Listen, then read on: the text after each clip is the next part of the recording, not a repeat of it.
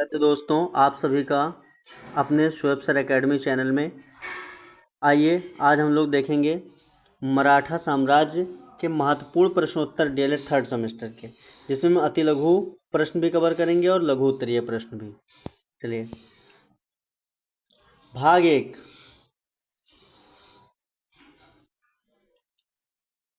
में हम देखेंगे अति लघु उत्तरीय प्रश्न। परीक्षा के लिए सबसे महत्वपूर्ण 10 प्रश्न देखने वाले हैं।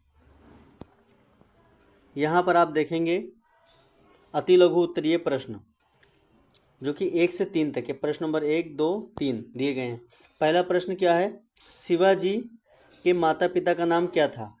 माता का नाम जीजाबाई था, पिता का नाम शाहजी भोसले था। बिल्कुल याद रखिएगा सभी लोग। प्रश्न नंबर 2 क्या है? शिवाजी का राज्याभिषेक कब और कहाँ हुआ था? 1674 ईस्वी में रायगढ़ के दुर्ग में शिवाजी का राज्याभिषेक हुआ था। प्रश्न नंबर 3, अष्टप्रधान से आप क्या समझते हैं? छोटा सा जवाब देंगे।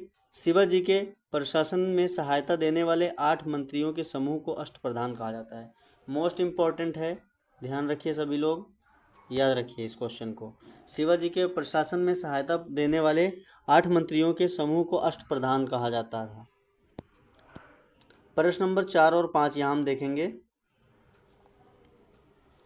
यहाँ पर रायगढ़ का किला शिवाजी की राजधानी जो कि थी, यहाँ पे इमेज थी।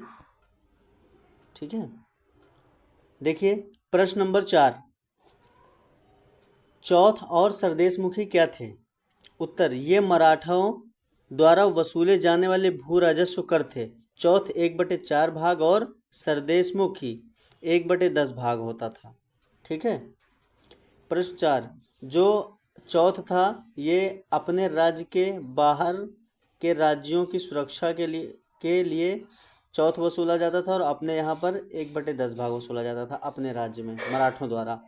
देखिए प्रश्न नंबर 5, पुरंदर की संधि 1665 किसके बीच हुई थी? उत्तर, यह संधि शिवाजी और मुगलों की ओर से मिर्जा राजा जयसिंह के मध्य हुई थी। कई बार ये प्रश्न हमने करवाया है, याद रखिए सभी लोग।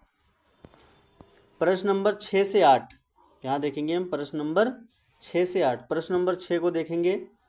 शिवाजी ने कौन सी युद्ध पद्धति अपनाई थी? शिवाजी ने गोरिल्ला या छापामार युद्ध पद्धति को प्रमुखता से अपनाया था। ठीक है, याद रहेगा। प्रश्न नंबर 7 देख लीजिए। पानीपत का तृतीय युद्ध कब हुआ था? पानीपत का तृतीय युद्ध 14 जनवरी 1761 ईस्वी को हुआ था। कब और कब तो पता चल गया, 14 जनवरी 1761। ठीक है, और किसके बीच हुआ था ये आपको बताना है, किसके बीच हुआ था। ठीक है, यह युद्ध किसके बीच हुआ था, कौन कौन थे, कमेंट बॉक्स में आप बताएंगे। चलिए प्रश्न नंबर 8 देखिए। शिवाजी की राजधानी का नाम क्या था? शिवाजी की राजधानी का नाम रायगढ़ था। ठीक है, चलिए प्रश्न नंबर 9 और 10 हम यहाँ देखेंगे। प्रश्न नंबर 9, शिवाजी के संरक्षक एवं गुरु कौन थे? संरक्षक दादाजी कोंडदेव थे और आध्यात्मिक गुरु समर्थ गुरु रामदास थे। याद रहेगा। होन और शिवराई क्या थे? उत्तर, ये मराठा साम्राज्य में प्रचलित मुद्राएं थीं। होन सोने का और शिवराई तांबे का सिक्का था। चलिए पार्ट 2 देखते हैं। यहाँ पर देखेंगे भाग 2 आपका, जहाँ पर लघु उत्तरीय प्रश्न 5 महत्वपूर्ण प्रश्न करवाए गए हैं। चलिए प्रश्न नंबर 1 पर चलते हैं। प्रश्न नंबर 1, मराठा शक्ति के उदय के कारण क्यों उदय हुआ यह शक्ति? कठिन भौगोलिक स्थिति, महाराष्ट्र की पथरीली भूमि ने मराठाओं को जुझारू और परिश्रमी बनाया था। भक्ति आंदोलन, संत तुकाराम और समर्थ रामदास के विचारों ने सामाजिक एकता पैदा की। छापामार युद्ध कौशल, पहाड़ी क्षेत्रों के कारण वे इस युद्ध नीति में निपुण थे। शिवाजी का नेतृत्व, शिवाजी महाराज के कुशल नेतृत्व ने बिखरे मराठों को एकजुट किया। ठीक है, सबसे मेन काम तो शिवाजी का था। चलिए प्रश्न नंबर 2 हम यहाँ पर देखेंगे। अष्टप्रधान प्रशासनिक व्यवस्था 8 को हम देखेंगे। पेशवा, राजा का प्रधानमंत्री जो संपूर्ण प्रशासन की देखरेख करता था।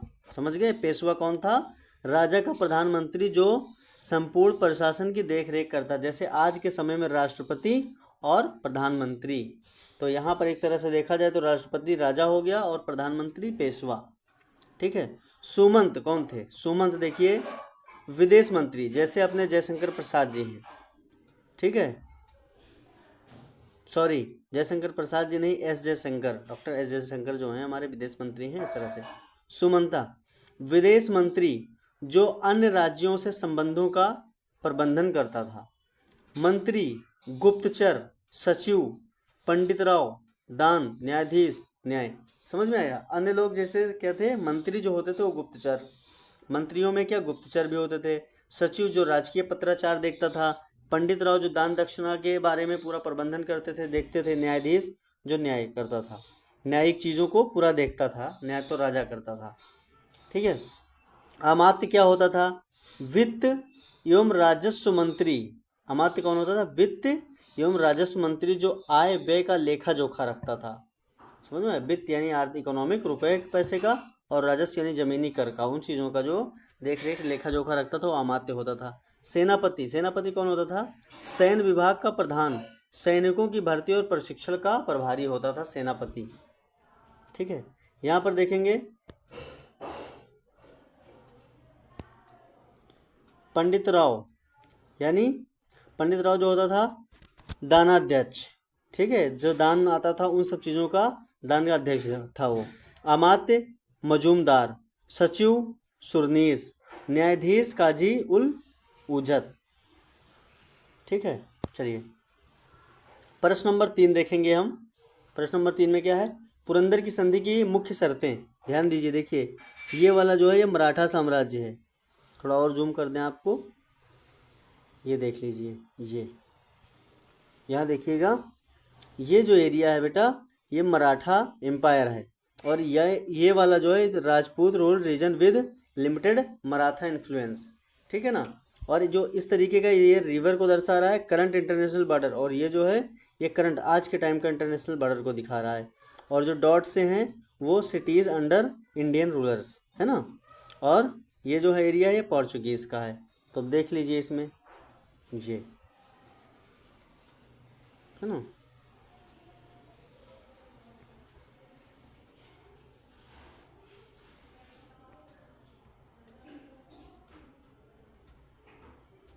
देखिए, और यहाँ पे जो है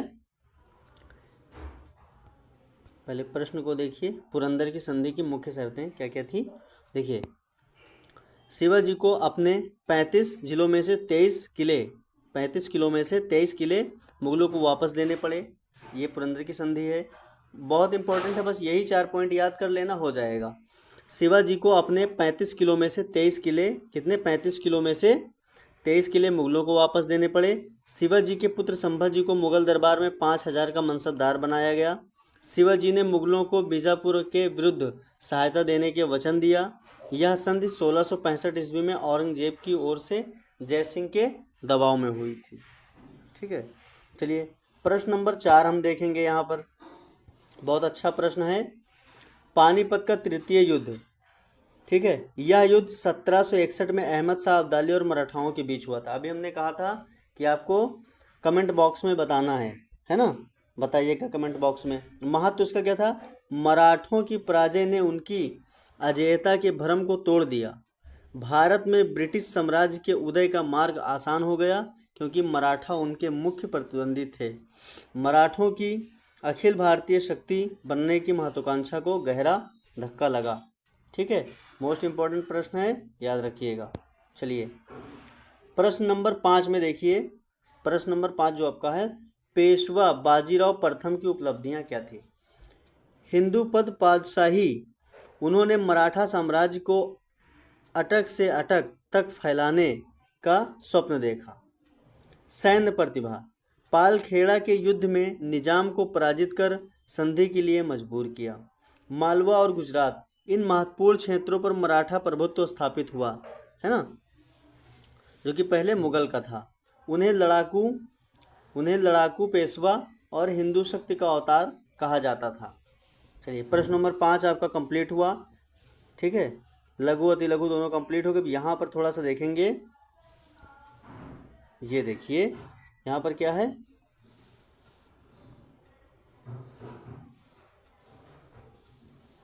मराठा शक्ति का विकास प्रवृत्ति, यहाँ पर देखिए 1674 शिवाजी, फिर यहाँ से धीरे धीरे ग्रो करते गए हैं 1750 तक चरम उत्कर्ष पेशवा, है ना, चरम उत्कर्ष पर मराठा साम्राज्य पहुँच गया।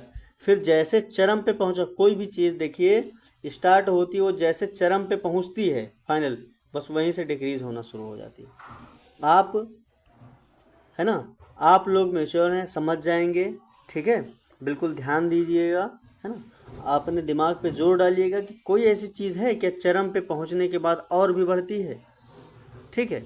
अपने मैच्योर दिमाग का इस्तेमाल कीजिएगा और ढंग से 4 से 5 चीज़ों को ऐसे सोच कर देखिएगा, या इतिहास के पन्नों से ले लीजिएगा और देखिएगा कि कोई ऐसी चीज़ है दुनिया में जो चरम पे जा कर के और आगे जाती है। भाई चरम का मतलब सीमा समाप्त, उसके बाद क्या वो उसी लाइन में बने रहते? नहीं, उसके बाद डिक्रीज होना शुरू हो जाता है। चलिए, तो इसी तरीके से ये है, देखिए चरम पे पहुंचने के बाद 1774 से स्टार्ट हो 1674 से स्टार्ट होता है और 1750 तक चरम पे मराठा साम्राज्य पहुंच करके, है ना, फिर वहीं से डिले होना शुरू हो जाती है और बिल्कुल खत्म हो जाती है। समय के साथ साथ मराठा साम्राज्य का विस्तार, मराठा शक्ति शिवाजी के समय शुरू होकर पेशवाओं के काल में पूरे भारत में फैल गई थी। बताइए कितना ज़्यादा, है ना, फैलाव किया। चलिए यहाँ पर आप लोग देखिएगा, आज का महत्वपूर्ण सवाल आप सभी के लिए, पानीपत के तृतीय युद्ध 1761 के समय मराठा पेशवा कौन थे? बताइएगा, अपना जवाब कमेंट बॉक्स में ज़रूर दें। वीडियो लाइक, शेयर और सब्सक्राइब करें और शोएब सर एकेडमी से जुड़े रहें। धन्यवाद आप सभी का।